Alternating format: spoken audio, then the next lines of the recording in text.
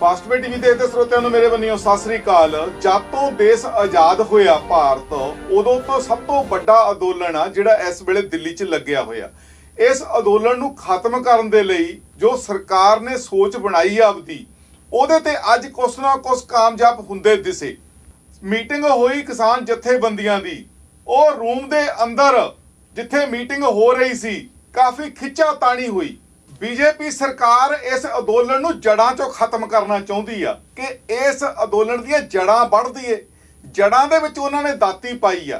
BJP ने इस अंदोलन दीयां जड़ां खत्म करन बारे सोचिया कि जी इह अंदोलन दीयां जड़ां खत्म करियां जाण कि जिंदगी च कदे फेर भी इस तरह का अंदोलन ना होवे, इंडिया की हिस्टरी विच ही इदां दा अंदोलन ना होवे। इह अंदोलन दीयां जड़ां खत्म करियां जाण। उन्हां ने इह स्कीम सोची आ। ਇਹ ਸਕੀਮ ਉਹਨਾਂ ਦੀ ਕੀ ਆ ਕਿ ਜਿਹੜੇ ਇਹ ਕਾਨੂੰਨ ਨੇ ਇਹ 3 ਸਾਲ ਲਈ ਜਾਂ 2 ਸਾਲ ਲਈ ਅੱਗੇ ਪਾਏ ਜਾਣ ਕਿ ਜੀ 2 ਸਾਲ ਇਹ ਕਾਨੂੰਨ ਲਾਗੂ ਨਹੀਂ ਹੋਣਗੇ। 2 ਸਾਲ ਦੇ ਵਿੱਚ ਜਿਹੜੇ ਲੋਕ ਨੇ ਉਹ ਘਰਾਂ ਨੂੰ ਚਲੇ ਜਾਣਗੇ। ਜਦ ਘਰਾਂ ਨੂੰ ਚਲੇ ਜਾਣਗੇ ਲੋਕ, ਜਿਹੜੇ ਉੱਥੇ ਦੇ ਕਿਸਾਨ ਜਥੇਬੰਦੀਆਂ ਦੇ ਆਗੂ ਹੋਣਗੇ ਉਹਨਾਂ ਦੇ ਉੱਤੇ ਫਿਰ ਪਰਚੇ ਪਾ ਕੇ ਜਾਂ ਪੈਸੇ ਦੇ ਕੇ ਉਹਨਾਂ ਨੂੰ ਕਿਹਾ ਜਾਊਗਾ ਵੀ ਇਦਾਂ ਦਾ ਪੰਗਾ ਤੁਸੀਂ ਦੁਬਾਰਾ ਨਹੀਂ ਲੈਣਾ, ਤੁਹਾਨੂੰ ਅਸੀਂ ਵੋਟਾਂ 'ਚ ਖੜੇ ਕਰ ਦਿੰਦੇ ਆ, ਤੁਹਾਨੂੰ ਅਸੀਂ ਸੀਟਾਂ ਦੇ ਦਿੰਦੇ ਆ, ਤੁਸੀਂ ਸਾਡੀ ਪਾਰਟੀ 'ਚ ਆ ਜਾਓ। ਉਹ ਆਪੋ ਆਪਣੀਆਂ ਪਾਰਟੀਆਂ 'ਚ ਉਹਨਾਂ ਨੂੰ ਲੈ ਕੇ ਇਹ ਅੰਦੋਲਨ ਦੀਆਂ ਜੜਾਂ ਖਤਮ ਕਰ ਦੇਣਗੇ। ਇਹ ਬੀਜੇਪੀ ਨੇ ਸੋਚਿਆ ਕਿ ਅੰਦੋਲਨ ਦੀਆਂ ਜੜਾਂ ਖਤਮ ਕਰੀਆਂ ਜਾਣ, ਇਹਨਾਂ ਨੂੰ ਇਸ ਤਰ੍ਹਾਂ ਚੱਕਰ 'ਚ ਪਾਇਆ ਜਾਵੇ ਕਿ 3 ਸਾਲ ਲਈ ਇਹ ਅੱਗੇ ਕਰ ਦਿੰਦੇ ਆ। ਇਹ ਜਿਹੜੀ ਬੀਜੇਪੀ ਦੀ ਸਕੀਮ ਆ, ਪਰ ਇਹ ਸਕੀਮ ਦੇ ਵਿੱਚ ਕੁਛ ਨਾ ਕੁਛ ਉਹ ਕਾਮਯਾਬ ਹੁੰਦੇ ਦਿਸੇ ਕਿਉਂਕਿ ਅੱਜ ਮੀਟਿੰਗ ਦੇ ਵਿੱਚ ਕਾਫੀ ਰੌਲਾ ਪਿਆ।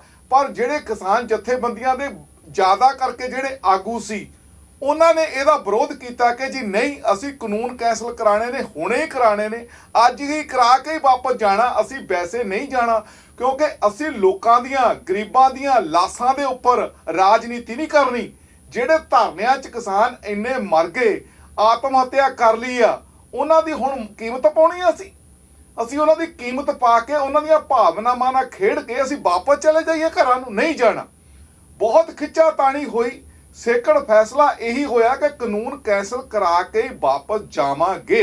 ਜਿਹੜੇ ਧਰਨਿਆਂ ਦੇ ਵਿੱਚੋਂ ਲੋਕਾਂ ਤੋਂ ਖਬਰਾਂ ਸਾਹਮਣੇ ਆ ਰਹੀਆਂ ਨੇ, ਉਹਨਾਂ ਦੀਆਂ ਖਬਰਾਂ ਇਹ ਨੇ ਕਿ ਜਿਹੜੇ ਕੁਛ ਕਿਸਾਨ ਜਥੇਬੰਦੀਆਂ ਦੇ ਆਗੂ ਨਰਮ ਦਿਖਾਈ ਦੇ ਰਹੇ ਨੇ ਕਿ ਨਰਮ ਪੈ ਗਏ ਨੇ, ਉਹ ਵਿਕ ਚੁੱਕੇ ਨੇ। ਕਿਉਂਕਿ ਉਹ ਵਿਕ ਚੁੱਕੇ ਨੇ ਕਿ ਉਹ ਤਾਂ ਨਰਮ ਪੈ ਗਏ ਨੇ। ਕੁਝ ਲੋਕਾਂ ਦਾ ਇਹ ਵੀ ਕਹਿਣਾ, ਪਰ ਕੀ ਸੱਚ ਆ ਇਹ ਤਾਂ ਆਉਣ ਵਾਲੇ ਦਿਨਾਂ ਦੇ ਵਿੱਚ ਸਭ ਦੇ ਸਾਹਮਣੇ ਹੀ ਆਉਣਾ। ਪਰ ਹੁਣ ਅੱਗੇ ਕੀ ਰਾਜਨੀਤੀ ਖੇਡਦੇ ਨੇ ਰਾਜਨੀਤਿਕ ਲੋਕ, ਉਹ ਆਉਣ ਵਾਲੇ ਦਿਨਾਂ 'ਚ ਸਾਰਿਆਂ ਦੇ ਸਾਹਮਣੇ ਆਊਗਾ। ਵੋਟਾਂ ਦੇ ਟਾਈਮ ਤਾਂ ਸਾਰੇ ਪੋਲੀਟੀਕਲ ਲੀਡਰ ਵੱਡੇ ਵੱਡੇ ਦਾਅਵੇ ਕਰਦੇ ਹੁੰਦੇ ਨੇ, ਐਮਐਲਏ ਸਰਪੰਚ ਸਾਰੇ ਜਿੰਨੇ ਵੀ ਇਹ ਹੈਗੇ ਨੇ ਇਹ ਬਹੁਤ ਵੱਡੇ ਵੱਡੇ ਦਾਅਵੇ ਕਰਦੇ ਨੇ। ਇੱਕ ਤਰਨਤਾਰਨ ਜ਼ਿਲ੍ਹੇ ਦੇ ਵਿੱਚੋਂ ਖਬਰ ਆਈ ਆ, ਬੱਸ ਸਟਾਪ ਦੇ ਵਿੱਚ ਹਸਪੀਟਲ ਚੱਲਦਾ, ਬੱਸ ਸਟਾਪ ਤੇ ਜਿਸ ਬੱਸ ਸਟਾਪ ਤੋਂ ਲੋਕ ਬੱਸ ਦੇ ਵਿੱਚ ਚੜ੍ਹਦੇ ਨੇ, ਬੱਸ ਦੀ ਵੇਟ ਕਰਨ ਨੂੰ ਖੜ੍ਹਦੇ ਨੇ, ਉਸ ਬੱਸ ਸਟਾਪ ਦੇ ਵਿੱਚ ਹੁਣ ਦੇਖੋ ਹਸਪੀਟਲ ਬਣਾਇਆ ਹੋਇਆ। ਉੱਥੇ 5-7 ਪਿੰਡਾਂ ਦੇ ਲੋਕ ਆਉਂਦੇ ਨੇ, ਆ ਕੇ ਦਵਾਈ ਲੈਂਦੇ ਨੇ। ਜਿੰਨੀਆਂ ਲੇਡੀਜ਼ ਦੇ ਬੱਚੇ ਹੋਣ ਵਾਲੇ ਹੁੰਦੇ ਨੇ ਉਹ ਵੀ ਜਨਾਨੀਆਂ ਉੱਥੇ ਹੀ ਆਉਂਦੀਆਂ ਨੇ। ਉਹਨਾਂ ਦੀ ਬਹੁਤ ਵੱਡੀ ਪ੍ਰੋਬਲਮ ਆ ਪਿੰਡ ਦੀ। ਉਹ ਕਹਿੰਦੇ ਵੀ ਜਿਹੜਾ ਸਾਡਾ ਪਿੰਡ ਦਾ ਸਰਪੰਚ ਆ ਉਹ ਪੈਸੇ ਹਰੇਕ ਵਾਰੀ ਗ੍ਰਾਂਟ ਲੈਂਦਾ, ਆਪਣਾ ਢਿੱਡ ਭਰ ਲੈਂਦਾ।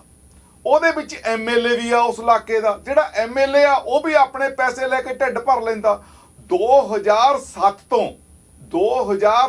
ਤੋਂ ਉਹ ਹਸਪੀਟਲ ਬੱਸ ਅੱਡੇ ਦੇ ਵਿੱਚ ਚੱਲਦਾ ਆ ਰਿਹਾ। ਉਹ ਤੁਹਾਨੂੰ ਖਬਰ ਦਿਖਾਉਂਦੇ ਆ ਕਿ ਲੋਕ ਕਹਿੰਦੇ ਨੇ ਕਿ ਜਿਹੜੇ ਇਹ ਸਰਪੰਚ ਨੇ ਸਾਡੇ ਇਲਾਕੇ ਦੇ ਤੇ ਐਮਐਲਏ ਨੇ, ਉਹ ਗ੍ਰਾਂਟ ਲੈ ਕੇ ਖਾਈ ਜਾਂਦੇ ਨੇ, ਆਪਣਾ ਢਿੱਡ ਭਰੀ ਜਾਂਦੇ ਨੇ, ਤੇ ਲੋਕਾਂ ਦਾ ਧਿਆਨ ਨਹੀਂ ਰੱਖਦੇ। ਉਹ ਜਿਹੜੀ ਖਬਰ ਆਈ ਆ ਸਾਹਮਣੇ ਉਹ ਵੀ ਤੁਹਾਨੂੰ ਦਿਖਾਉਂਦੇ ਆ। ਇੱਕ ਖਬਰ ਜਿਹੜੀ ਹੁਣ ਅਗਲੀ ਖਬਰ ਆ ਉਹ ਪੁਲਿਸ ਨੂੰ ਲੈ ਕੇ ਆ ਕਿ ਲੋਕਾਂ ਦਾ ਕਹਿਣਾ ਕਿ ਸਾਡੇ ਪਿੰਡਾਂ ਦੇ ਵਿੱਚ ਚੋਰੀਆਂ, ਕਤਲ, ਬਲਾਤਕਾਰ, ਲੁੱਟਾਂ ਖੋਹਾਂ ਦੀਆਂ ਜਿਹੜੀਆਂ ਖਬਰਾਂ ਨੇ ਉਹ ਰੋਜ਼ ਆ ਰਹੀਆਂ ਨੇ। ਲੋਕਾਂ ਦੇ ਉੱਤੇ ਜ਼ੁਲਮ ਕੀਤਾ ਜਾ ਰਿਹਾ, ਪੁਲਿਸ ਕੁਛ ਨਹੀਂ ਕਰ ਰਹੀ। ਜਦੋਂ ਪੁਲਿਸ ਕੋਲੇ ਜਾਈਦਾ ਤੇ ਉਹ ਕਹਿੰਦੇ ਨੇ ਜੀ ਪਹਿਲਾਂ ਪੈਸੇ ਦਿਓ ਫਿਰ ਰਪਟ ਲਿਖਾਂਗੇ। ਇਸ ਤਰ੍ਹਾਂ ਦਾ ਬਿਹੇਵੀਅਰ ਜਿਹੜਾ ਹੈਗਾ ਪੁਲਿਸ ਦਾ, ਲੁੱਟਾਂ ਖੋਹਾਂ ਵੱਧ ਗਈਆਂ ਨੇ। ਅਸੀਂ ਕਰੀਏ ਤਾਂ ਕੀ ਕਰੀਏ, ਪਰ ਇੱਥੇ ਅਸੀਂ ਦੱਸ ਦਿੰਦੇ ਆ ਕਿ ਉਹ ਲੁੱਟਾਂ ਖੋਹਾਂ ਕਿਉਂ ਵੱਧਦੀਆਂ ਨੇ। ਲੁੱਟਾਂ ਖੋਹਾਂ ਇਸ ਕਰਕੇ ਵੱਧਦੀਆਂ ਨੇ ਜਿਹੜਾ ਇਹਨਾਂ ਦੇ ਇਲਾਕੇ ਦਾ ਐਮਐਲਏ ਆ उस एमएलए ਜ਼ਿੰਮੇਵਾਰ है सारिया लुट्टा खोहां ਦਾ क्योंकि ਉਹਨੇ ਉਹ ਥਾਣਾ ਵੇਚਿਆ ਹੋਇਆ। ਉਹ ਥਾਣੇ ਦੀ ਇੰਨੀ ਕੀਮਤ ਲੱਗ ਚੁੱਕੀ ਆ ਕਿ ਉਹ ਪੈਸੇ ਨੇ ਜਿਹੜੇ ਉਹ ਪੂਰੇ ਕਰਨੇ ਨੇ ਪੁਲਿਸ ਵਾਲਿਆਂ ਨੇ। ਉਹਨਾਂ ਨੇ ਫਿਰ ਜਿਹੜੇ ਉਹਨਾਂ ਦੇ ਰਜਿਸਟਰਡ ਚੋਰ ਹੁੰਦੇ ਨੇ, ਆਪਦੇ ਚੋਰ ਹੁੰਦੇ ਨੇ ਜਾਂ ਸਿਵਲ ਵਰਦੀ ਚੋਂ ਆਪ ਹੀ ਹੁੰਦੇ ਨੇ, ਉਹ ਫਿਰ ਜਾ ਕੇ ਲੁੱਟਾ ਖੋਹਾਂ, ਚੋਰੀਆਂ, ਡਕੈਤੀਆਂ, ਬਲਾਤਕਾਰ ਇਦਾਂ ਦੀ ਐਕਟੀਵਿਟੀ ਉਹ ਕਰਦੇ ਨੇ। ਫਿਰ ਉਹ ਲੋਕ ਉੱਥੇ ਜਾਂਦੇ ਨੇ ਰੋਂਦੇ ਰੋਂਦੇ ਕਿ ਜੀ ਸਾਡੇ ਆਹ ਹੋ ਗਿਆ। ਫਿਰ ਲੋਕਾਂ ਤੋਂ ਪੈਸੇ ਲੈ ਕੇ ਆਪਣੀ ਦੁਕਾਨ ਚਲਾਉਂਦੇ ਨੇ। ਇਸ ਕਰਕੇ ਜਿਹੜੀਆਂ ਲੁੱਟਾਂ ਖੋਹਾਂ ਨੇ ਉਹ ਵਧੀਆਂ ਹੋਈਆਂ ਨੇ। ਇਹਦੇ ਜ਼ਿੰਮੇਵਾਰ ਕੌਣ ਲੋਕ ਨੇ? ਇਹਦੇ ਜ਼ਿੰਮੇਵਾਰ ਨੇ ਸਰਪੰਚ, ਐਮਐਲਏ, ਮੰਤਰੀ। ਇਹੀ ਜ਼ਿੰਮੇਵਾਰ ਨੇ ਇਹ ਲੁੱਟਾਂ ਖੋਹਾਂ ਦੇ। ਅਗਰ ਪੰਜਾਬ ਦੇ ਵਿੱਚ ਲੁੱਟਾਂ ਖੋਹਾਂ ਵੱਧ ਗਈਆਂ ਤਾਂ ਉਹ ਸਭ ਤੋਂ ਜ਼ਿਆਦਾ ਪਤਾ ਕੈਪਟਨ ਨੂੰ, ਕਿਉਂਕਿ ਕੈਪਟਨ ਦੇ ਅੰਡਰ ਦੇ ਵਿੱਚ ਹੀ ਸਾਰਾ ਸਿਸਟਮ ਆਂਦਾ। ਉਹੀ ਥਾਣਿਆਂ ਦੀ ਅੱਗੇ ਬੋਲੀ ਲਵਾਉਂਦਾ। ਇਹ ਸਾਰਾ ਕੈਪਟਨ ਜ਼ਿੰਮੇਵਾਰ ਹੈ ਇਸ ਵੇਲੇ ਜੋ ਵੀ ਪੰਜਾਬ ਦੇ ਵਿੱਚ ਲੁੱਟਾਂ ਖੋਹਾਂ ਹੁੰਦੀਆਂ ਨੇ। ਹੋਰ ਲੁੱਟਾਂ ਖੋਹਾਂ ਨੂੰ ਲੈ ਕੇ, ਧਾਰਨਿਆਂ ਨੂੰ ਲੈ ਕੇ ਕਿਹੜੀਆਂ ਖਬਰਾਂ ਸਾਹਮਣੇ ਆਈਆਂ ਨੇ, ਹੁਣ ਆਪਾਂ ਉਹ ਦੇਖਦੇ ਹਾਂ। ਆਓ ਦੇਖੀਏ।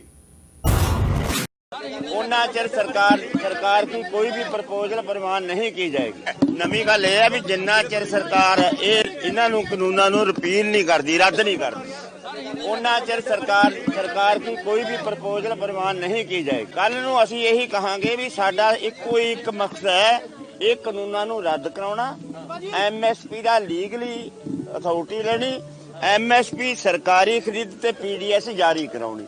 ਇਹ ਤੇ ਸਾਡੀ सारिया जथेबंदियों की सर्वसम्मति नाल फैसला हो गया।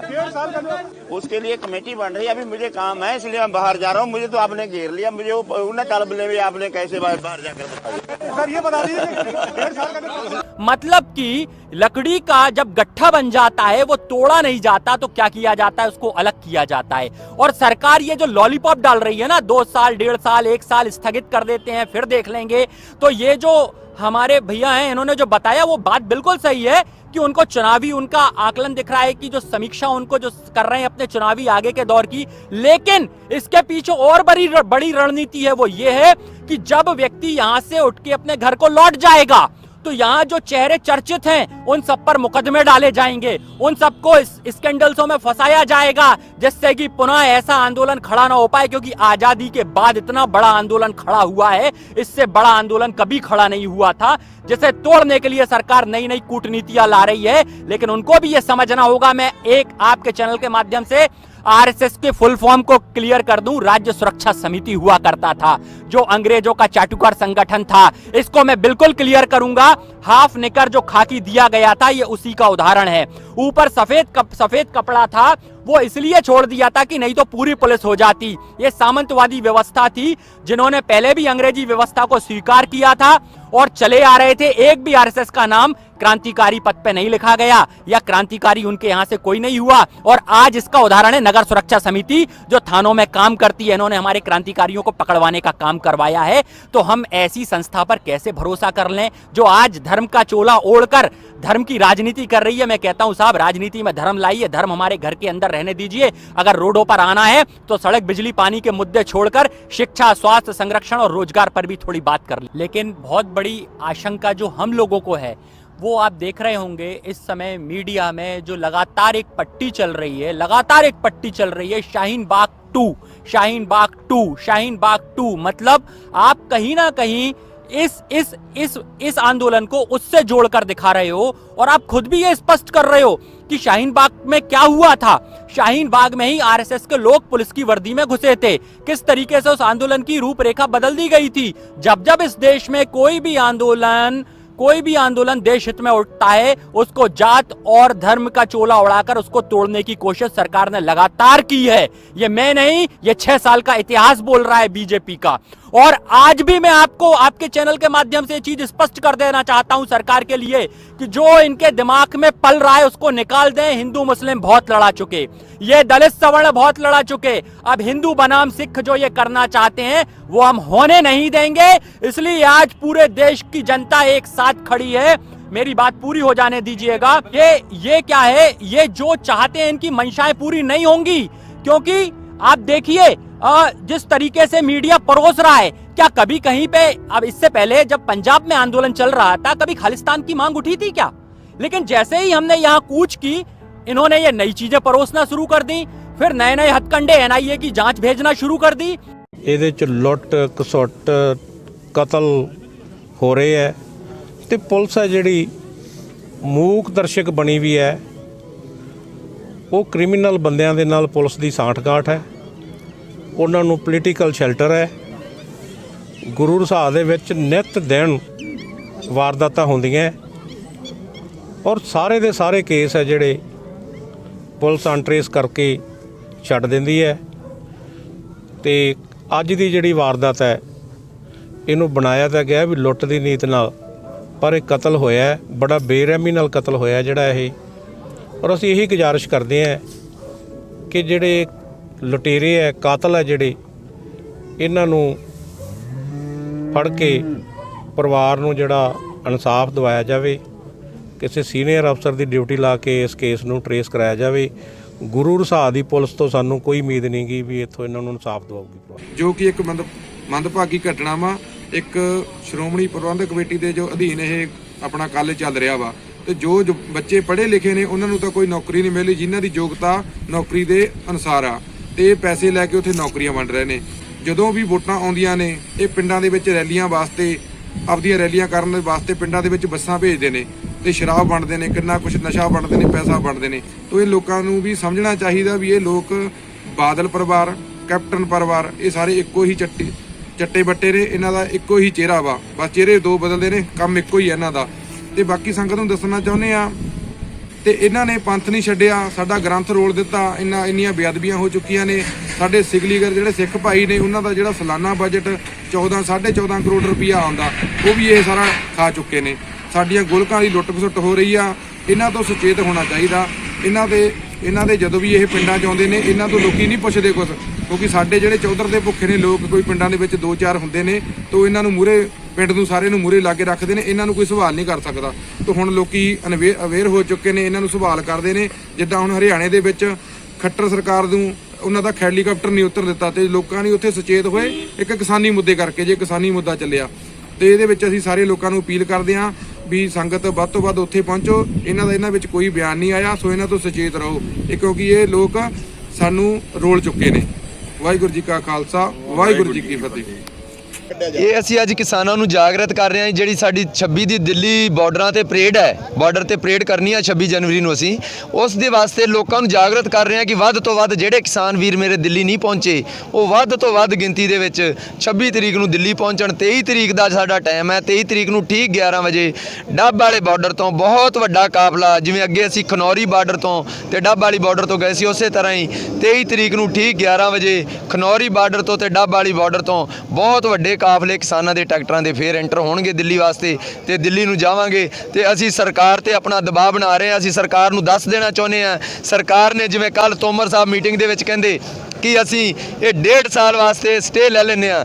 ਮੈਂ ਤੋਮਰ ਸਾਹਿਬ ਨੂੰ ਇੱਕ ਗੱਲ ਕਰਨਾ ਚਾਹੂੰਗਾ ਕਿ ਸਾਰਾ ਦੇਸ਼, ਸਾਡੇ ਜਿਹੜਾ ਦੇਸ਼ ਦਾ सम्मान ਕਰਦਾ, ਜਿਹੜਾ ਸੁਪਰੀਮ ਕੋਰਟ ਆ ਉਹਦਾ सम्मान ਕਰਦਾ, ਜਦੋਂ ਕਿ ਸੁਪਰੀਮ ਕੋਰਟ ਅਣਮਿੱਥੇ ਸਮੇਂ ਵਾਸਤੇ ਉਹ ਕਾਨੂੰਨ ਗਲਤ ਹੋਣ ਕਾਰਨ ਉਹਨਾਂ ਤੇ ਬਿਲਕੁਲ ਰੋਕ ਲਗਾ ਚੁੱਕਿਆ ਕਿ ਇਹ ਕਾਨੂੰਨ ਗਲਤ ਹੈ, ਸੁਪਰੀਮ ਕੋਰਟ ਨੇ ਸਟੇ ਕਰਤੇ ਹੈ। ਤੇ ਸਾਡੇ ਦੇਸ਼ ਦਾ ਇੱਕ ਜਿਹੜਾ ਮੰਤਰੀ ਹੈ, ਜਿਹੜਾ 5 ਸਾਲਾਂ ਵਾਸਤੇ ਚੁਣਿਆ ਲੋਕਾਂ ਨੇ, ਉਹ ਕਹਿੰਦਾ ਅਸੀਂ 1.5 ਸਾਲ ਵਾਸਤੇ ਤੇ ਰੋਕ ਲਗਾ ਦਿੰਦੇ ਹਾਂ। ਉਹ ਜਾਨੀ ਕਿ ਉਹਦੀ ਵੀ ਤੋਹੀਨ ਕਰ ਰਿਹਾ। ਅਸੀਂ ਕਹਿੰਦੇ ਆਮ ਬੰਦਾ ਕਹਿ ਦੇ ਉਹਦੀ ਤੋਹੀਨ ਕਰੇ ਸੁਪਰੀਮ ਕੋਰਟ ਦੀ, फटाफट ਉਹਦੇ ਤੇ ਪਰਚਾ ਹੁੰਦਾ। ਇਹ ਤੋਮਰ ਨੂੰ ਪੁੱਛਿਆ ਜਾਣਾ ਚਾਹੀਦਾ ਕਿ ਜਦੋਂ ਹਾਈ ਕੋਰਟ ਸੁਪਰੀਮ ਕੋਰਟ ਨੇ ਉਹ ਸਟੇ ਕੀਤੇ ਹੋਏ ਆ ਤੇ ਤੁਸੀਂ ਕਿਸ ਗੱਲ ਦਾ ਕਹਿੰਦੇ ਹੋ ਸਟੇ।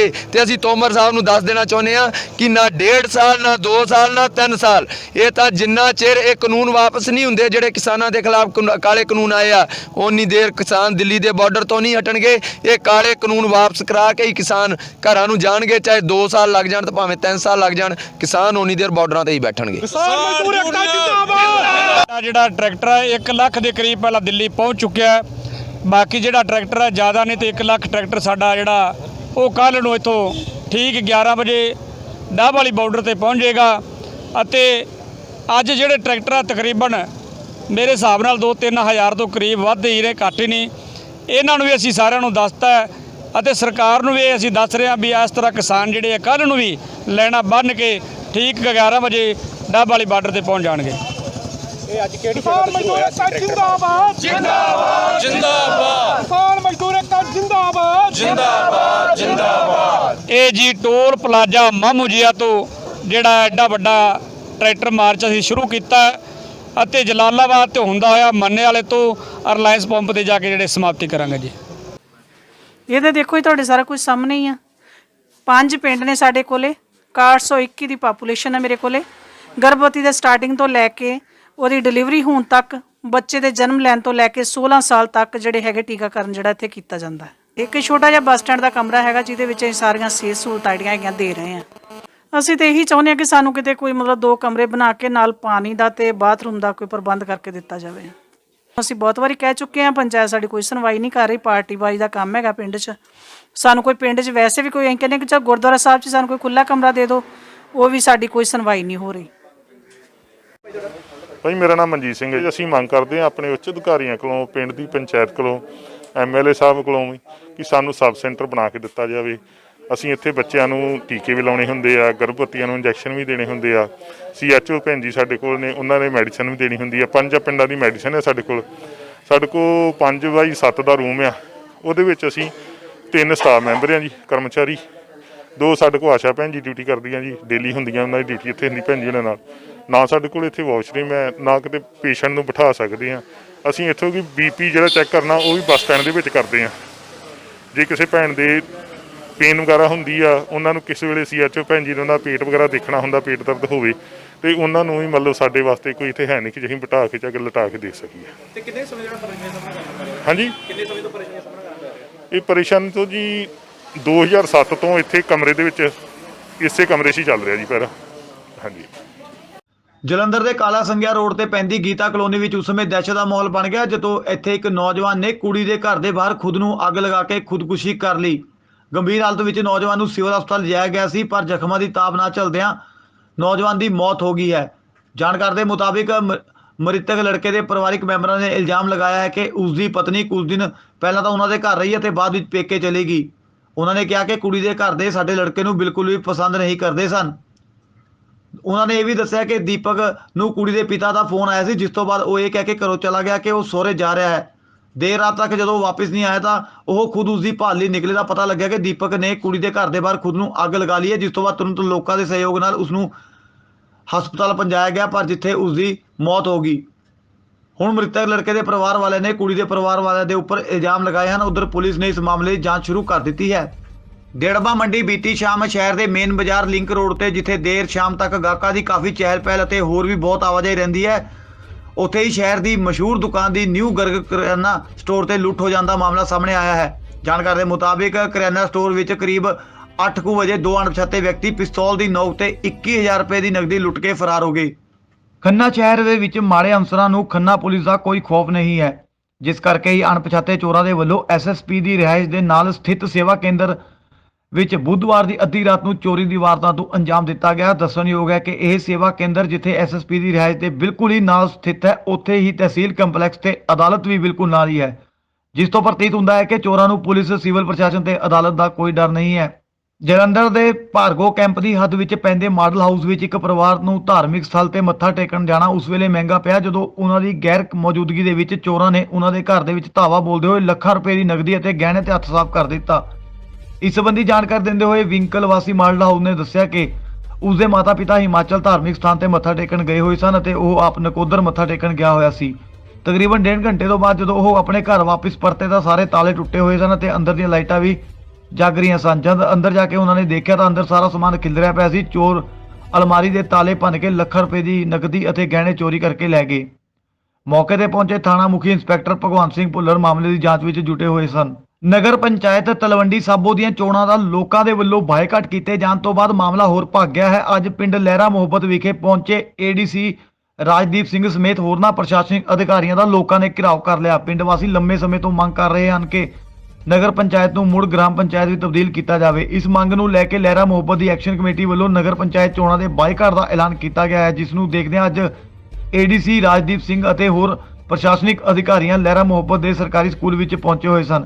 ਇਸ ਦਾ ਪਤਾ ਲੱਗਦਾ ਹੀ ਐਕਸ਼ਨ ਕਮੇਟੀ ਦੀ ਅਗਵਾਈ ਦੇ ਹੇਠ ਵੱਡੀ ਗਿਣਤੀ ਵਿੱਚ ਪਿੰਡ ਵਾਸੀ ਇਕੱਠੇ ਹੋ ਗਏ ਅਤੇ ਉਹਨਾਂ ਨੇ ADC ਸਮੇਤ ਹੋਰ ਪ੍ਰਸ਼ਾਸਨਿਕ ਅਧਿਕਾਰੀਆਂ ਦਾ ਘਿਰਾਓ ਕਰ ਲਿਆ। ਬਠਿੰਡਾ ਵਿਖੇ ਦੇਰ ਰਾਤ ਇੱਕ ਵਪਾਰੀ ਤੇ ਕੁਝ ਵਿਅਕਤੀਆਂ ਦੇ ਵੱਲੋਂ ਤਲਵਾਰਾਂ ਦੇ ਨਾਲ ਜਾਨਲੇਵਾ ਹਮਲਾ ਕਰ ਦਿੱਤਾ ਗਿਆ। ਇਸ ਦੌਰਾਨ ਉਕਤ ਵਿਅਕਤੀ ਦੀ ਕਾਰ ਦੀ ਵੀ ਭੰਨਤੋੜ ਕੀਤੀ ਗਈ। ਇਸ ਦੌਰਾਨ ਦਹਿਸ਼ਤ ਦਾ ਮਾਹੌਲ ਬਣ ਗਿਆ। ਵੱਡੀ ਗਿਣਤੀ ਦੇ ਵਿੱਚ ਲੋਕਾਂ ਦੇ ਇਕੱਠੇ ਹੋਣ ਤੇ ਇਹ ਹਮਲਾਵਰ ਭੱਜਣ ਦੇ ਵਿੱਚ ਕਾਮਯਾਬ ਹੋ ਗਏ, ਜਦਕਿ ਬਠਿੰਡਾ ਕੋਤਵਾਲੀ ਪੁਲਿਸ ਉਕਤ ਵਿਅਕਤੀਆਂ ਦੇ ਭੱਜਣ ਤੋਂ ਬਾਅਦ ਉੱਥੇ ਪਹੁੰਚੀ। ਭਦੌੜ ਵਿਖੇ ਬੀਤੀ ਰਾਤ ਵਾਰਡ ਨੰਬਰ 6 ਦੇ ਵਿੱਚ ਪੈਂਦੇ ਮਜੂਕੇ ਰੋਡ ਤੋਂ ਬਿਜਲੀ ਬੋਰਡ ਦੇ ਬਕਸਿਆਂ ਵਿੱਚੋਂ 3 ਮੀਟਰ ਚੋਰੀ ਕਰਨ ਦਾ ਮਾਮਲਾ ਸਾਹਮਣੇ ਆਇਆ। ਜਾਣਕਾਰੀ ਦਿੰਦਿਆਂ ਬੱਬੂ ਖਾਨ ਸਤਨਾਮ ਸਿੰਘ ਤਾਰੀ ਨੇ ਦੱਸਿਆ ਕਿ ਅੱਧੀ ਰਾਤ ਨੂੰ ਸਾਡੇ ਘਰਾਂ ਦੀ ਲਾਈਟ ਬੰਦ ਹੋ ਗਈ, ਪਰ ਅਸੀਂ ਸੋਚਿਆ ਕਿ ਲਾਈਟ ਚਲੀ ਗਈ ਹੈ। ਜਦੋਂ ਅਸੀਂ ਸਵੇਰੇ ਉੱਠ ਕੇ ਦੇਖਿਆ ਤਾਂ ਮੀਟਰ ਵਾਲੇ ਬਕਸਿਆਂ ਦੇ ਵਿੱਚੋਂ 3 ਮੀਟਰ ਗਾਇਬ ਸਨ ਅਤੇ ਤਾਰਾਂ ਕੱਟੀਆਂ ਹੋਈਆਂ ਸਨ। ਉਕਤ ਲੋਕਾਂ ਨੇ ਮੀਟਰ ਚੋਰੀ ਹੋਣ ਦੀ ਸ਼ਿਕਾਇਤ ਬਿਜਲੀ ਬੋਰਡ ਦੇ ਅਧਿਕਾਰੀਆਂ ਨੂੰ ਕਰ ਦਿੱਤੀ ਹੈ। ਜਦੋਂ ਇਸ ਸੰਬੰਧੀ ਪਾਵਰਕਾਮ ਦੇ ਜੇਈ ਜਸਵੀਰ ਸਿੰਘ ਨਾਲ ਗੱਲਬਾਤ ਕੀਤੀ ਗਈ ਤਾਂ ਉਹਨਾਂ ਨੇ ਕਿਹਾ ਕਿ ਉਹਨਾਂ ਦੇ ਵੱਲੋਂ ਸ਼ਿਕਾਇਤ ਪੁਲਿਸ ਨੂੰ ਦੇ ਦਿੱਤੀ ਗਈ ਹੈ। ਲੁਧਿਆਣਾ ਵਿਖੇ ਇੱਕ ਕੱਪੜਾ ਦੇ ਕਾਰੋਬਾਰੀ ਦੇ ਨਾਲ ਤਕਰੀਬਨ 40 ਲੱਖ ਰੁਪਏ ਦੀ ਧੋਖਾਧੜੀ ਕੀਤੇ ਜਾਣ ਦਾ ਮਾਮਲਾ ਸਾਹਮਣੇ ਆਇਆ। ਇਸ ਮੁਕੱਦਮੇ ਵਿੱਚ ਥਾਣਾ ਮੋਤੀ ਨਗਰ ਦੀ ਪੁਲਿਸ ਨੇ ਬੇਅੰਤਪੁਰਾ ਦੇ ਵਸਨੀਕ ਵਪਾਰੀ ਦਵਿੰਦਰ ਨਰੂਲਾ ਦੇ ਬਿਆਨਾਂ ਤੇ ਅਰਬਨ ਅਸਟੇਟ ਬਸੰਤ ਐਵੀਨਿਊ ਦੁਗਰੀ ਦੇ ਵਾਸੀ ਸੁਸ਼ੀਲ ਅਰੋੜਾ ਤੇ ਉਸ ਦੀ ਮਾਂ ਊਸ਼ਾ ਰਾਣੀ ਦੇ ਖਿਲਾਫ ਧੋਖਾਧੜੀ ਦੀਆਂ ਧਾਰਾਵਾਂ ਦੇ ਤਹਿਤ ਮੁਕੱਦਮਾ ਦਰਜ ਕੀਤਾ ਹੈ। ਅੰਮ੍ਰਿਤਸਰ ਵਿਖੇ ਪੰਜਾਬ ਪੁਲਿਸ ਵਿੱਚ ਸਿਪਾਹੀ ਭਰਤੀ ਕਰਾਉਣ ਦੇ ਨਾਮ ਤੇ 3 ਲੱਖ ਰੁਪਏ ਦੀ ਠੱਗੀ ਮਾਰਨ ਦਾ ਮਾਮਲਾ ਸਾਹਮਣੇ ਆਇਆ ਹੈ। ਇਸ ਸੰਬੰਧੀ ਜਾਣਕਾਰੀ ਦਿੰਦੇ ਹੋਏ ਪਿੰਡ ਸੋਈਆ ਖੁਰਦ ਵਾਸੀ ਜਸਪ੍ਰੀਤ ਸਿੰਘ ਨੇ ਦੱਸਿਆ ਕਿ ਉਹ ਬੇਰੁਜ਼ਗਾਰ ਸੀ ਅਤੇ ਪੁਲਿਸ ਵਿੱਚ ਭਰਤੀ ਹੋਣਾ ਚਾਹੁੰਦਾ ਸੀ। ਨਜ਼ਦੀਕ ਹੀ ਰਹਿੰਦੇ ਇੱਕ ਪਤੀ ਪਤਨੀ ਨੇ ਉਹਨਾਂ ਨੂੰ ਕਿਹਾ ਕਿ ਉਹਨਾਂ ਦੀ ਪੁਲਿਸ ਅਧਿਕਾਰੀਆਂ ਨਾਲ ਚੰਗੀ ਜਾਣ ਪਛਾਣ ਹੈ ਤੇ ਉਹ ਉਹਨਾਂ ਨੂੰ ਭਰਤੀ ਪੁਲਿਸ ਵਿੱਚ ਕਰਵਾ ਦੇਣਗੇ, ਜਿਸ ਤੋਂ ਬਾਅਦ ਉਕਤ ਪਤੀ ਪਤਨੀ ਨੇ ਉਸ ਤੋਂ 3,10,000 ਰੁਪਏ ਲੈ ਲਏ, ਪਰ ਉਸ ਨੂੰ ਨਾ ਤਾਂ ਪੁਲਿਸ ਵਿੱਚ ਭਰਤੀ ਕਰਾਇਆ ਤੇ ਨਾ ਹੀ ਪੈਸੇ ਵਾਪਸ ਕੀਤੇ। ਇਸ ਦੌਰਾਨ ਠੱਗੀ ਮਾਰਨ ਦੇ ਦੋਸ਼ ਵਿੱਚ ਪੁਲਿਸ ਥਾਣਾ ਕੰਬੋ ਵੱਲੋਂ ਪਤੀ ਪਤਨੀ ਦੇ ਖਿਲਾਫ ਮਾਮਲਾ ਦਰਜ ਕੀਤਾ ਗਿਆ ਹੈ। ਮੁਲਜ਼ਮਾਂ ਦੀ ਪਛਾਣ ਪਿੰਡ ਸੋਈਆ ਖੁਰਦ ਵਾਸੀ ਰਾਜਵਿੰਦਰ ਸਿੰਘ ਉਰਫ ਰਾਜੂ ਅਤੇ ਉਸ ਦੀ ਪਤਨੀ ਬਲਜੀਤ ਕੌਰ ਦੱਸੀ ਗਈ ਹੈ। ਮੱਖੂ ਵਿਖੇ ਬੀਤੀ ਦੇਰ ਸ਼ਾਮ ਬੱਚੇ ਨੂੰ ਟਿਊਸ਼ਨ ਪੜ੍ਹਾਉਣ ਦੇ ਬਹਾਨੇ ਲੁੱਟਖੋ ਕਰਨ ਆਏ ਲੁਟੇਰਿਆਂ ਨੂੰ ਘਰ ਵਿੱਚ ਮੌਜੂਦ ਜਨਾਨੀਆਂ ਅਤੇ ਬੱਚਿਆਂ ਦੀਆਂ ਦਲੇਰੀ ਦੇ ਕਾਰਨ ਖਾਲੀ ਹੱਥ ਵਾਪਸ ਮੁੜਨਾ ਪਿਆ। ਜਸਮੀਤ ਸਿੰਘ ਪੁੱਤਰ ਕੁਲਵੰਤ ਸਿੰਘ ਵਾਸੀ ਮੱਖੂ ਦੇ ਘਰ ਬੀਤੀ ਦੇਰ ਰਾਤ ਇੱਕ ਲੁਟੇਰਾ ਗਿਰੋਹ ਦੇ ਤਕਰੀਬਨ 3 ਤੋਂ 4 ਵਿਅਕਤੀ ਇੱਕ ਜਨਾਨੀ ਅਤੇ ਛੋਟੇ ਬੱਚੇ ਨੂੰ ਨਾਲ ਲੈ ਕੇ ਘਰ ਦੇ ਵਿੱਚ ਦਾਖਲ ਹੋ ਗਏ। ਬੱਚੇ ਨੂੰ ਟਿਊਸ਼ਨ ਪੜ੍ਹਾਉਣ ਸੰਬੰਧੀ ਜਦੋਂ ਲੁਟੇਰਿਆਂ ਨੇ ਪੁੱਛਿਆ ਤਾਂ ਘਰ ਵਿੱਚ ਮੌਜੂਦ ਜਨਾਨੀਆਂ ਨੇ ਕਿਹਾ ਕਿ ਨਾਲ ਦੇ ਘਰ ਵਾਲੇ ਟਿਊਸ਼ਨ ਪੜ੍ਹਾਉਂਦੇ ਨੇ। ਉਸ ਵਕਤ ਬੱਚੇ ਲਈ ਟਿਊਸ਼ਨ ਪੁੱਛਣ ਦੇ ਆਈ ਜਨਾਨੀ ਨੇ ਘਰ ਵਾਲਿਆਂ ਤੋਂ ਪਾਣੀ ਦੀ ਮੰਗ ਕਰ ਦਿੱਤੀ। ਉਸ ਸਮੇਂ ਘਰ ਵਿੱਚ ਨੂੰਹ ਸੱਸ ਦੇ ਛੋਟੇ ਬੱਚੇ ਸਨ। ਨੂੰਹ ਪਾਣੀ ਲੈਣ ਲਈ ਚਲੀ ਗਈ ਤਾਂ ਨਾਲ ਇਹ ਵਿਅਕਤੀ ਵੀ ਘਰ ਦੇ ਅੰਦਰ ਦਾਖਲ ਹੋ ਗਿਆ ਤੇ ਪਿਸਤੌਲ 7-8 ਸਾਲ ਦੇ ਬੱਚੇ ਦੇ ਸਿਰ ਤੇ ਲਗਾ ਦਿੱਤੀ। ਘਰ ਦੀਆਂ ਜਨਾਨੀਆਂ ਤੇ ਬੱਚਿਆਂ ਨੇ ਦਲੇਰੀ ਵਰਤਦੇ ਹੋਏ ਭੱਜ ਕੇ ਘਰ ਦੀ ਛੱਤ ਤੇ ਚੜ੍ਹ ਕੇ ਰੌਲਾ ਪਾਉਣਾ ਸ਼ੁਰੂ ਕਰ ਦਿੱਤਾ ਅਤੇ ਦੂਸਰੀ ਜਨਾਨੀ ਨੇ ਲੁੱਟਖੋ ਕਰਨ ਆਈ ਜਨਾਨੀ ਨੂੰ ਫੜ ਲਿਆ। ਬੱਚੇ ਦੇ ਸਿਰ ਤੇ ਰੱਖੇ ਪਿਸਤੌਲ ਨੂੰ ਹੱਥ ਮਾਰ ਕੇ ਪਾਸੇ ਸੁੱਟ ਦਿੱਤਾ। ਮੁਹੱਲੇ ਵਿੱਚ ਰੌਲਾ ਪੈਣ ਦੇ ਕਾਰਨ ਲੁਟੇਰੇ ਉਸ ਘਰ ਦੇ ਵਿੱਚੋਂ ਭੱਜ ਗਏ ਤੇ ਜਾਂਦੇ ਹੋਏ ਘਰ ਵਾਲਿਆਂ ਦਾ ਮੋਬਾਈਲ ਨਾਲ ਲੈ ਗਏ। ਇਸ ਤਰ੍ਹਾਂ ਘਰ ਦੀਆਂ ਜਨਾਨੀਆਂ ਤੇ ਬੱਚਿਆਂ ਦੀ ਦਲੇਰੀ ਦੇ ਨਾਲ ਲੁੱਟਖੋ ਹੋਣ ਤੋਂ ਬਚਾਅ ਹੋ ਗਿਆ। ਮਹਾਰਾਸ਼ਟਰ ਦੇ ਔਰੰਗਾਬਾਦ ਦੇ ਵਿੱਚ ਇੱਕ ਦਿਲ ਦਹਿਲਾਉਣ ਵਾਲਾ ਮਾਮਲਾ ਸਾਹਮਣੇ ਆਇਆ, ਜਿੱਥੇ ਦੇ ਨਾਂਦੇੜ ਜ਼ਿਲ੍ਹੇ ਵਿੱਚ ਇੱਕ 5 ਸਾਲਾ ਬੱਚੀ ਨਾਲ ਕਥਿਤ ਤੌਰ ਤੇ ਜਬਰ ਜਨਾਹ ਕਰਨ ਤੋਂ ਬਾਅਦ ਉਸ ਦਾ ਕਤਲ ਕਰ ਦਿੱਤਾ ਗਿਆ। ਪੋਕਾਰ ਥਾਣੇ ਦੇ ਇੱਕ ਅਧਿਕਾਰੀ ਨੇ ਦੱਸਿਆ ਹੈ ਕਿ ਘਟਨਾ ਜ਼ਿਲ੍ਹੇ ਦੇ ਇੱਕ ਪਿੰਡ ਵਿੱਚ ਨਦੀ ਕਿਨਾਰੇ ਵਾਪਰੀ। ਫਿਲਹਾਲ ਪੁਲਿਸ ਨੇ ਦੋਸ਼ੀ ਨੂੰ ਗ੍ਰਿਫਤਾਰ ਕਰ ਲਿਆ ਹੈ। ਪੱਛਮੀ ਬੰਗਾਲ ਵਿੱਚ ਅੱਜ ਭਾਜਪਾ ਦੇ ਵਰਕਰਾਂ ਦੇ ਵੱਲੋਂ ਇੱਕ ਰੋਡ ਸ਼ੋਅ ਦੇ ਦੌਰਾਨ ਗੋਲੀ ਮਾਰੋ ਦੇ ਅਪਮਾਨਜਨਕ ਨਾਅਰੇ ਲਗਾਉਣ ਦਾ ਮਾਮਲਾ ਸਾਹਮਣੇ ਆਇਆ। ਜਾਣਕਾਰੀ ਮੁਤਾਬਿਕ ਪੱਛਮੀ ਬੰਗਾਲ ਦੇ ਵਿੱਚ ਭਾਜਪਾ ਦੇ ਹੁਗਲੀ ਜ਼ਿਲ੍ਹਾ ਦੀ ਯੂਥ ਇਕਾਈ ਦੇ ਪ੍ਰਧਾਨ ਸੁਰੇਸ਼ ਸਾਹੂ ਸਮੇਤ 3 ਵਰਕਰਾਂ ਨੂੰ ਪਾਰਟੀ ਦੇ ਨੇਤਾ ਸ਼ਿਵੇਂਦੂ ਅਧਿਕਾਰੀ ਦੇ ਰੋਡ ਸ਼ੋਅ ਦੇ ਦੌਰਾਨ ਗੋਲੀ ਮਾਰੋ ਦੇ ਅਪਮਾਨਜਨਕ ਨਾਅਰੇ ਲਗਾਏ ਗਏ ਅਤੇ ਨਾਅਰੇ ਲਗਾਉਣ ਦੇ ਦੋਸ਼ ਵਿੱਚ ਇਹਨਾਂ ਵਿਅਕਤੀਆਂ ਨੂੰ ਗ੍ਰਿਫਤਾਰ ਕੀਤਾ ਗਿਆ। ਪੁਲਿਸ ਦੇ ਇੱਕ ਅਧਿਕਾਰੀ ਨੇ ਜਾਣਕਾਰੀ ਦਿੰਦੇ ਦੱਸਿਆ ਕਿ ਭਾਜਪਾ ਦੇ ਕੁਝ ਵਰਕਰਾਂ ਨੇ ਹੁਗਲੀ ਜ਼ਿਲ੍ਹਾ ਵਿੱਚ ਪਾਰਟੀ ਦੇ ਪ੍ਰੋਗਰਾਮ ਵਿੱਚ ਇਸ ਤਰ੍ਹਾਂ ਦੀ ਨਾਅਰੇਬਾਜ਼ੀ ਕੀਤੀ, ਜਿਸ ਤੋਂ ਬਾਅਦ ਉਹਨਾਂ ਨੂੰ ਗ੍ਰਿਫਤਾਰ ਕੀਤਾ ਗਿਆ ਹੈ ਅਤੇ ਉਹਨਾਂ ਦੇ ਖਿਲਾਫ ਮਾਮਲਾ ਵੀ ਦਰਜ ਕਰ ਲਿਆ ਗਿਆ। ਰਾਜਸਥਾਨ ਦੇ ਭਰਤਪੁਰ ਜ਼ਿਲ੍ਹੇ ਦੇ ਵਿੱਚ ਇੱਕ ਲੜਕੀ ਦੀ ਸ਼ੱਕੀ ਹਾਲਾਤਾਂ ਵਿੱਚੋਂ ਸਰੋਂ ਦੇ ਖੇਤ ਵਿੱਚੋਂ ਲਾਸ਼ ਮਿਲੀ ਹੈ। ਮ੍ਰਿਤਕ 12ਵੀਂ ਜਮਾਤ ਦੀ ਵਿਦਿਆਰਥੀ ਸੀ। ਪਰਿਵਾਰਕ ਮੈਂਬਰਾਂ ਦਾ ਦੋਸ਼ ਹੈ ਕਿ ਸਕੂਲ ਅਧਿਆਪਕ ਨੇ ਉਸ ਨਾਲ ਬਲਾਤਕਾਰ ਕਰਨ ਤੋਂ ਬਾਅਦ ਉਸ ਦੀ ਹੱਤਿਆ ਕਰ ਦਿੱਤੀ। ਦੋਸ਼ੀ ਫਰਾਰ ਹੈ ਤੇ ਪੁਲਿਸ ਵੱਲੋਂ ਉਸ ਦੀ ਲਗਾਤਾਰ ਭਾਲ ਕੀਤੀ ਜਾ ਰਹੀ ਹੈ। ਮਹਾਰਾਸ਼ਟਰ ਦੇ ਵਿੱਚ ਰਹਿਣ ਵਾਲਾ ਇੱਕ ਪਰਿਵਾਰ ਅੰਧ ਵਿਸ਼ਵਾਸ ਦੇ ਚੱਕਰਾਂ ਵਿੱਚ ਅਜਿਹਾ ਫਸਿਆ ਕਿ ਉਸ ਦੇ 7 ਲੱਖ ਰੁਪਏ ਡੁੱਬ ਗਏ। ਜੀ ਹਾਂ, 4 ਕਬੂਤਰਾਂ ਦੀ ਕੀਮਤ ਤਕਰੀਬਨ 7 ਲੱਖ ਰੁਪਏ ਪੁਣੇ ਵਿੱਚ ਇੱਕ ਤਾਂਤਰੀ ਨੇ ਇੱਕ ਪਰਿਵਾਰ ਨੂੰ ਝਾਂਸਾ ਦੇ ਕੇ ਉਹਨਾਂ ਤੋਂ ਇਹ ਪੈਸੇ ਠੱਗ ਲਏ। ਇਸ ਘਟਨਾ ਦੀ ਸ਼ਿਕਾਇਤ ਤੋਂ ਬਾਅਦ ਹਾਲਾਂਕਿ ਪੁਲਿਸ ਨੇ ਆਰੋਪੀ ਨੂੰ ਗ੍ਰਿਫਤਾਰ ਕਰ ਲਿਆ ਹੈ। ਦੱਖਣੀ ਪੂਰਬੀ ਦਿੱਲੀ ਦੇ ਕਾਲਾਕਾਜੀ ਵਿੱਚ ਇੱਕ ਗਹਿਣੇ ਦੇ ਸ਼ੋਰੂਮ ਵਿੱਚ ਕਰੋੜਾਂ ਰੁਪਏ ਦੀ ਚੋਰੀ ਹੋ ਗਈ। ਦੱਸਿਆ ਜਾ ਰਿਹਾ ਹੈ ਕਿ ਚੋਰ ਪੀਪੀ ਕਿੱਟ ਪਾ ਕੇ ਚੋਰੀ ਕਰਨ ਆਏ ਸਨ ਅਤੇ ਚੋਰਾਂ ਨੇ ਰੱਸੀ ਦੀ ਮਦਦ ਨਾਲ ਅਗਲੀ ਇਮਾਰਤ ਤੋਂ ਛਾਲ ਮਾਰ ਕੇ ਛੱਤ ਤੋਂ ਦੁਕਾਨ ਦੇ ਅੰਦਰ ਦਾਖਲ ਹੋ ਗਏ। ਖਾਸ ਗੱਲ ਇਹ ਰਹੀ ਕਿ ਚੋਰਾਂ ਨੇ ਇੱਕ ਨਿੱਜੀ ਸੁਰੱਖਿਆ ਉਪਕਰਨ ਪੀਪੀ ਕਿੱਟ ਪਾਈ ਹੋਈ ਸੀ ਅਤੇ ਸਾਰੀ ਘਟਨਾ ਉੱਥੇ ਲੱਗੇ ਸੀਸੀਟੀਵੀ ਕੈਮਰੇ ਵਿੱਚ ਕੈਦ ਹੋ ਗਈ। ਸਿੰਗਾਪੁਰ ਦੇ ਵਿੱਚ ਗਰਭਵਤੀ ਔਰਤ ਦੇ ਨਾਲ ਛੇੜਖਾਨੀ ਕਰਨ ਦੇ ਦੋਸ਼ ਦੇ ਵਿੱਚ 26 ਸਾਲਾਂ ਦੇ ਇੱਕ ਭਾਰਤੀ ਪੇਂਟਰ ਨੂੰ 9 ਮਹੀਨੇ ਕੈਦ ਦੀ ਸਜ਼ਾ ਸੁਣਾਈ ਗਈ ਹੈ। ਚੈਨਲ ਨਿਊਜ਼ ਏਸ਼ੀਆ ਦੀ ਖਬਰ ਦੇ ਮੁਤਾਬਿਕ ਆਪਣੇ ਪਤੀ ਨੂੰ ਮਿਲਣ ਸਿੰਗਾਪੁਰ ਆਈ 3 ਮਹੀਨਿਆਂ ਦੀ ਗਰਭਵਤੀ ਔਰਤ ਦੇ ਨਾਲ 5 ਸਤੰਬਰ 2020 ਦੀ ਰਾਤ ਨੂੰ ਕੋਟਕ ਦੁਰਗਾ ਪ੍ਰਸਾਦ ਨੇ ਛੇੜਖਾਨੀ ਕੀਤੀ ਸੀ। ਪ੍ਰਸ਼ਾਦ ਨੇ ਜੋਰੁੰਗ ਵੈਸਟ ਰਿਹਾਇਸ਼ੀ ਖੇਤਰ ਵਿੱਚ ਟ੍ਰੈਫਿਕ ਲਾਈਟ ਤੇ ਔਰਤ ਨੂੰ ਦੇਖਿਆ ਤੇ ਉਹ ਉਸ ਨੂੰ ਸੁੰਦਰ ਲੱਗੀ, ਜਿਸ ਕਾਰਨ ਉਸ ਨੇ ਉਸ ਦਾ ਪਿੱਛਾ ਕੀਤਾ। ਮੁਦਈ ਧਿਰ ਦੇ ਅਦਾਲਤ ਨੂੰ ਦੱਸਿਆ ਕਿ ਪ੍ਰਸਾਦ ਉਸ ਦੇ ਪਿੱਛੇ ਸਾਈਕਲ ਤੇ ਲਿਫਟ ਲੌਬੀ ਤੱਕ ਗਿਆ ਤੇ ਔਰਤ ਤੋਂ ਉਸ ਦਾ ਫੋਨ ਨੰਬਰ ਮੰਗਿਆ। ਔਰਤ ਦੇ ਨੰਬਰ ਦੇਣ ਤੋਂ ਇਨਕਾਰ ਕਰ ਦਿੱਤਾ ਤੇ ਲਿਫਟ ਵਿੱਚ ਚਲੀ ਗਈ। ਪ੍ਰਸਾਦ ਵੀ ਲਿਫਟ ਦੇ ਅੰਦਰ ਪ੍ਰਵੇਸ਼ ਕਰ ਗਿਆ। ਔਰਤ ਨੇ ਜਦੋਂ ਬਾਹਰ ਨਿਕਲਣ ਦਾ ਯਤਨ ਕੀਤਾ ਤਾਂ ਪ੍ਰਸਾਦ ਨੇ ਆਪਣੇ ਸਰੀਰ ਅਤੇ ਹੱਥ ਨਾਲ ਕਈ ਵਾਰ ਉਸ ਦਾ ਰਸਤਾ ਰੋਕਿਆ। ਐਨੇ ਵਿੱਚ ਲਿਫਟ ਦਾ ਦਰਵਾਜ਼ਾ ਬੰਦ ਹੋ ਗਿਆ ਤੇ ਔਰਤ ਪ੍ਰਸਾਦ ਦੇ ਨਾਲ ਹੀ ਅੰਦਰ ਫਸ ਗਈ। ਹਾਲਾਂਕਿ ਉਸ ਦੇ ਗਰਭਵਤੀ ਹੋਣ ਦੀ ਗੱਲ ਦਾ ਪਤਾ ਲੱਗਣ ਤੇ ਉਹ ਉੱਥੋਂ ਚਲਾ ਗਿਆ। ਦੁਨੀਆ ਦੇ ਹਰ ਕੋਨੇ ਦੀ ਨਿਊਜ਼ ਤੁਹਾਡੀ ਆਪਣੀ ਭਾਸ਼ਾ ਵਿੱਚ 24 hours live news channel Fastway TV ਅਤੇ ਸਾਡੇ YouTube channel Fastway TV USA ਨੂੰ ਸਬਸਕ੍ਰਾਈਬ ਕਰੋ ਤੇ ਬੈਲ ਆਈਕਨ ਤੇ ਕਲਿੱਕ ਕਰੋ ਤਾਂ ਕਿ ਨਵੀਂ ਅਪਡੇਟ ਤੁਹਾਡੇ ਤੱਕ ਪਹੁੰਚ ਸਕੇ। ਤੁਸੀਂ ਫਾਸਟਵੇ ਟੀਵੀ ਵੀ Facebook ਤੇ ਲਾਈਵ ਵੇਖ ਸਕਦੇ ਹੋ। ਫਾਸਟਵੇ ਟੀਵੀ ਦੀ ਐਪ ਤੁਸੀਂ ਐਪਲ ਅਤੇ ਐਂਡਰੋਇਡ ਫੋਨ ਤੇ ਡਾਊਨਲੋਡ ਕਰ ਸਕਦੇ ਹੋ। ਵਰਲਡ ਦੇ ਸਾਰੇ IPTV ਤੇ ਦੇਖਿਆ ਜਾਣ ਵਾਲਾ ਫਾਸਟਵੇ ਟੀਵੀ ਚੈਨਲ। ਜੇਕਰ ਤੁਸੀਂ ਆਪਣੇ ਇਲਾਕੇ ਦੀ ਕੋਈ ਵੀ ਨਿਊਜ਼ ਜਾਂ ਜਾਣਕਾਰੀ ਦੇਣਾ ਚਾਹੁੰਦੇ ਹੋ ਤਾਂ ਸਾਡੇ WhatsApp ਨੰਬਰ ਤੇ ਸੰਪਰਕ ਕਰੋ 9177469910। ਤੁਹਾਡਾ ਆਪਣਾ ਫਾਸਟਵੇ ਟੀਵੀ ਚੈਨਲ। ਰਾਜਨੀਤੀ ਦੇ ਦਾਅ ਪੇਚ ਹੋਣ ਜਾਂ ਖੇਡਾਂ ਦੀ ਰਾਜਨੀਤੀ, ਗੱਲ ਹੋਵੇ ਸਿਨੇਮਾ ਦੀ ਚਕਾਚੌਂਧ ਦੀ ਜਾਂ ਅਪਰਾਧ ਦੇ ਅਤਿਆਚਾਰ ਦੀ, ਆਮ ਹੋ ਜਾਂ ਖਾਸ, ਨੇਤਾ ਹੋ ਜਾਂ ਕਲਾਕਾਰ, ਗੱਲ ਸਮਾਜ ਦੇ ਹਰ ਪੱਖ ਦੀ, ਹਰ ਖਬਰ ਦਾ ਹੁੰਦਾ ਵੱਖਰਾ ਅੰਦਾਜ਼, ਹਰ ਖਬਰ ਦੀ ਹੁੰਦੀ ਵੱਖਰੀ ਜਿਹੀ ਗੱਲ। ਬਸ ਲੋੜ ਹੈ ਥੋੜੇ ਜਿਹੇ ਹੌਸਲੇ ਦੀ, ਸੱਚ ਕਹਿਣ ਅਤੇ ਸੱਚ ਵਿਖਾਉਣ ਦੀ ਹਿੰਮਤ। ਇਸੇ ਹਿੰਮਤ ਦੇ ਨਾਲ ਅਸੀਂ ਤੁਹਾਨੂੰ ਵਿਖਾਉਂਦੇ ਹਾਂ ਤੁਹਾਡਾ ਆਪਣਾ ਫਾਸਟਵੇ ਟੀਵੀ ਚੈਨਲ।